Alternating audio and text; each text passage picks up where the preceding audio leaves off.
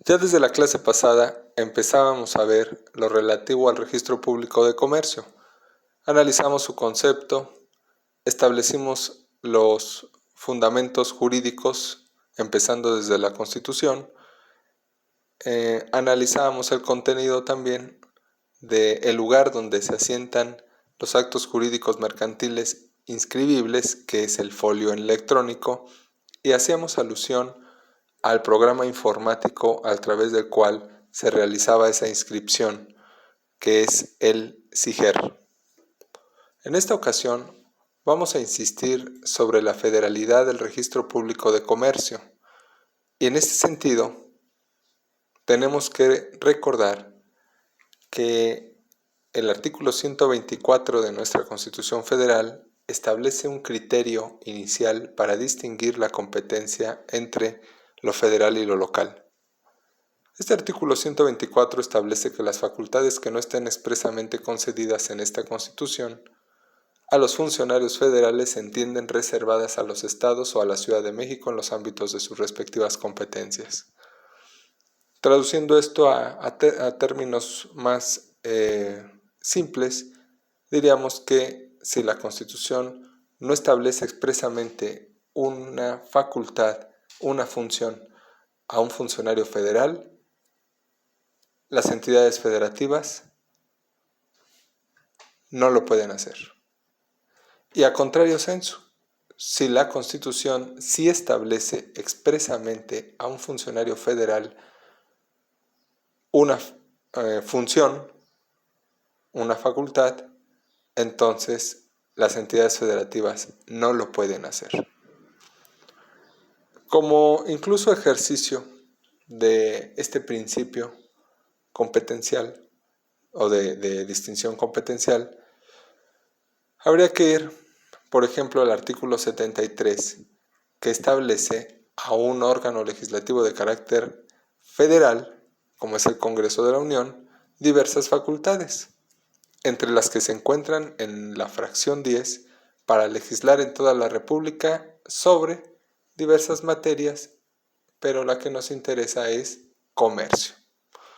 Luego entonces, si el artículo 73 de nuestra Constitución Federal establece expresamente una facultad al Congreso de la Unión, como lo es legislar en materia de comercio, entonces las entidades federativas no tienen facultad para legislar en esta materia de comercio, es decir, la materia mercantil es federal. Máxime que la propia Constitución no establece una concurrencia entre ambas esferas de gobierno. Dicho esto, establecida ya la federalidad de la materia de comercio, debemos concluir que el registro público de comercio es de índole federal, puesto que ahí se inscriben actos de naturaleza comercial. Por lo tanto, los órganos encargados de operar el registro público de comercio es, en primer término, la Secretaría de Economía, quien regula y vigila la prestación del servicio registral mercantil a nivel federal y promueve y apoya a los registros públicos locales. Entonces, es el Poder Ejecutivo Federal, a través de la Secretaría de Economía, quien se va a encargar de regular y vigilar este servicio registral mercantil. Pero, ya lo hemos mencionado, nosotros vemos en la realidad, en la práctica, que las denominaciones e incluso la operación del registro público de comercio lo realizan las entidades federativas. Y así tenemos que muchas entidades federativas incluso le aumentan el calificativo de comercio al registro público de la propiedad, es decir, tenemos registro público de la propiedad y del comercio. Asimismo, en el Estado de México, el Instituto de la Función Registral del Estado de México tiene su sección de comercio. Luego entonces por qué motivo las entidades federativas también operan el registro público de comercio si la función registral comercial es de carácter federal. Y el motivo es que gracias a la firma de diversos convenios de colaboración entre la federación y las entidades federativas, se ha logrado que las entidades federativas presten ese servicio de inscripción de los actos jurídicos comerciales, pero el control lo sigue teniendo la federación a través de la Secretaría de Economía. Entonces, la materia comercial, que es federal, el registro público de comercio, que es federal, pues es conocido por las entidades federativas gracias a convenios de colaboración. Abundando más en este tema, pues las entidades federativas, a cambio de operar ese sistema, pues reciben los derechos de registro sobre las operaciones mercantiles registrables. Y asimismo, la federación asume el control de esos actos jurídicos inscribibles gracias a una gran base de datos que opera la Secretaría de Economía y mediante el sistema SIGER. Por otra parte, la Secretaría de Economía o el Poder Ejecutivo a través de la Secretaría de Economía realiza capacitaciones al personal, proporciona equipos, proporciona el software y bueno, las entidades federativas proporcionan el lugar y el personal que opera ya con los usuarios este registro público de comercio. Es por eso que si bien nosotros vemos el registro público de la propiedad y de comercio, se está operando a final de cuentas un área que es local, registro público de la propiedad con sus secciones correspondientes, y un área que es federal, que es la relativa al comercio.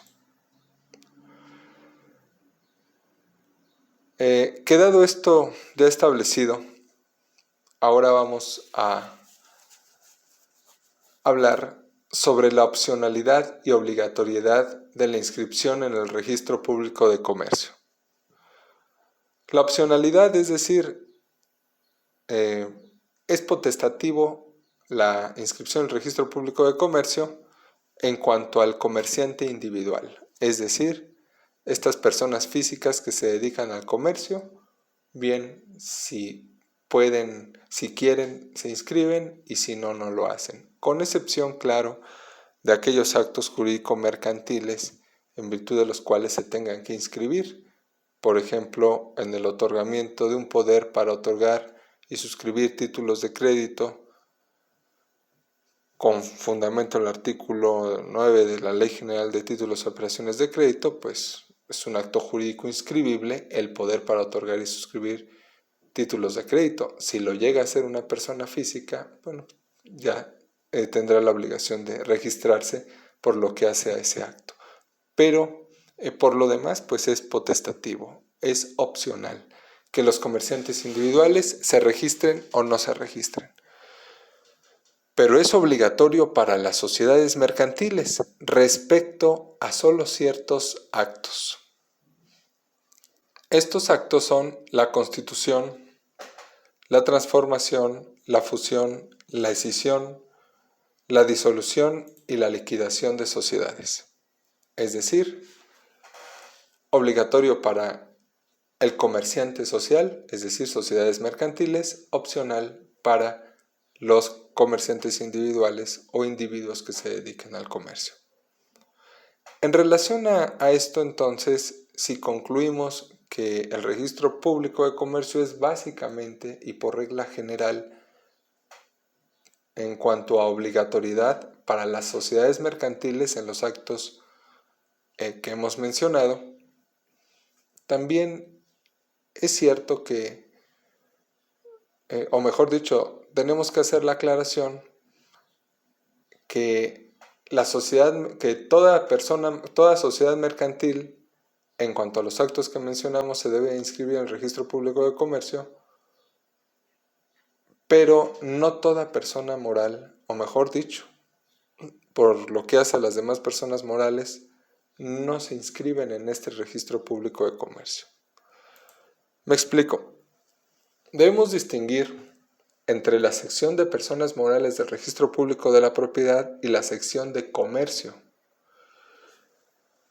Desde un punto de vista amplio, decimos que toda sociedad mercantil es una persona jurídica, es una persona moral, pero no toda persona moral es una sociedad mercantil. Debemos recordar a este efecto que existe una clasificación de personas morales que caben en personas morales de índole oficial, de índole privado y de índole social. De índole oficial tenemos a la nación, los estados, los municipios, y hay unos puntos suspensivos que indican y todo organismo del sector, sobre todo descentralizado, a quienes la propia ley le otorguen personalidad jurídica. Organismo, por supuesto, de índole oficial. Tenemos personas morales de índole privado que básicamente abarcan a las asociaciones y sociedades civiles y a las sociedades mercantiles. Y tenemos a las personas morales de índole social, que son los sindicatos, asociaciones profesionales y demás, a que se refiere la fracción 16 del artículo 123 de la Constitución Federal. Otras que cabrían aquí de índole social son los ejidos.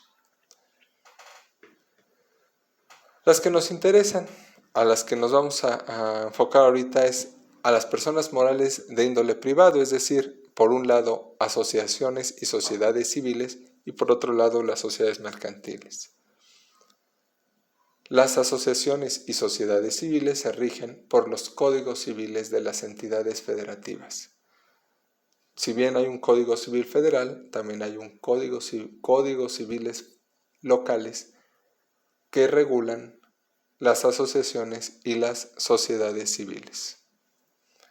Entonces, 32 códigos civiles que regulan asociaciones y sociedades civiles. La distinción entre asociación y sociedad civil pues se refiere básicamente a la finalidad. Mientras las asociaciones civiles no tienen fin preponderantemente económico, las sociedades civiles sí lo tienen. Y por lo que respecta a las sociedades mercantiles, son las que se constituyen conforme a las leyes mercantiles, tales como la Ley General de Sociedades Mercantiles o incluso otras complementarias como la Ley General de Sociedades Cooperativas, la Ley de Instituciones de Crédito, la Ley General de Organizaciones y Actividades Auxiliares de Crédito, entre otras. Entonces, vamos a concluir esta presentación con la idea de que para efectos registrales, meramente registrales, no tan amplios como lo estamos viendo, sino meramente registrales, cuando hacemos alusión a personas morales, básicamente nos estamos refiriendo a las asociaciones civiles y sociedades civiles. Para efecto de inscripción, las personas morales, asociaciones y sociedades civiles se inscriben en el Registro Público de la Propiedad en una sección denominada de las personas morales. Mientras que las sociedades mercantiles, que son aquellas que se constituyen conforme a las sociedades mercantiles, se inscriben en el Registro Público de Comercio. Ya desde la clase pasada empezábamos a ver lo relativo al Registro Público de Comercio.